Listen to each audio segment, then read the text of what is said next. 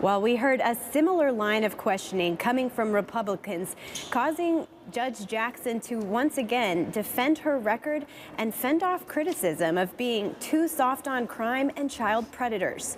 She also spoke on freedom of religion. You agree with me that it's important to accommodate the sincerely held religious beliefs of all Americans? Religious freedom is a core foundational constitutional right. During a different line of questioning, Senator Tom Tillis questioned whether Jackson's compassion would impact her rulings as a Supreme Court justice. It seems as though you're a very kind person and that there's at least a level of empathy that enters into your treatment of a defendant. My attempts to communicate directly with defendants is about public safety. Senator Lindsey Graham picked up where he left off Tuesday in terms of heated questions for Jackson, this time talking about sentencing guidelines for those convicted of child pornography. We're trying to get people to stop this crap.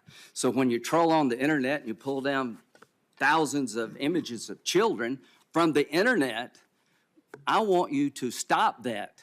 I want people to go to jail who do that. Graham also sought to make a point by asking Jackson how she would feel if she were ambushed with criminal accusations during the final day of her hearings, referring to information Democrats brought to light during Justice Brett Kavanaugh's confirmation. If I had some information that's sketchy at best, that somehow you've done something wrong, I promise you, just from human decency, I would share it with you.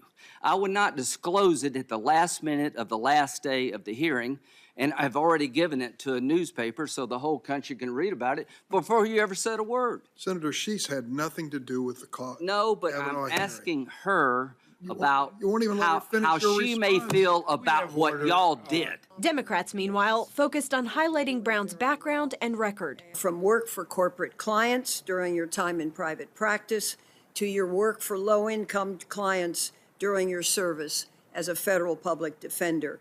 And during your 9 years as a federal judge, you've written nearly 600 opinions.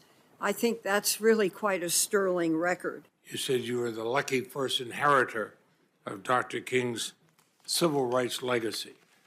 I keep a daily journal. I wrote that down. I do consider myself, having been born in 1970, to be the first generation to benefit from the civil rights movement, from the legacy of all of the work of so many people that went into changing the laws in this country so that people like me could have an opportunity to be sitting here before you today.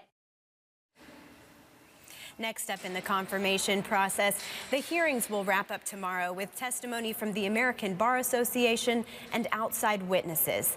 Then the committee will take a vote on whether to advance the nominee, followed by a full vote in the Senate. John and Jen.